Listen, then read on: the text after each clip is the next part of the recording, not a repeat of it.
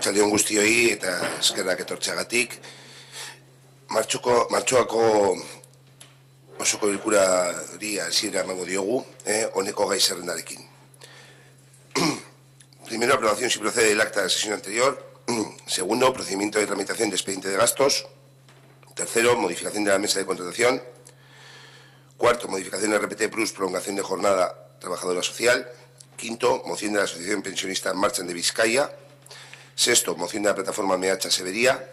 Séptimo, dación de cuentas y decretos. Octavo, ruegos y preguntas. Con este orden del día se propone la inclusión de dos puntos que habría que votar su inclusión en el orden del día. Primero sería una moción de los trabajadores de productos tubulares y el segundo punto sería la ratificación del proceso de intervención de presupuestos generales del Ayuntamiento de Ortuella para el ejercicio 2018. La ratificación de los presupuestos.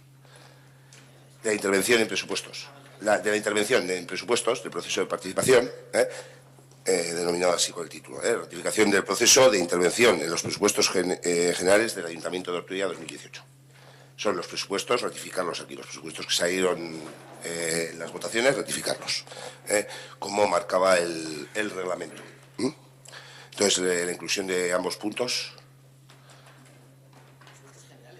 No, los presupuestos, la incorporación de la ratificación de eso en los presupuestos generales del Ayuntamiento, de esa intervención. La intervención es en los presupuestos generales del Ayuntamiento. Vale, votamos por separado, votamos ambas. La inclusión de ambas. ¿Votos a favor? Vale, quedan incluidos el punto séptimo y octavo.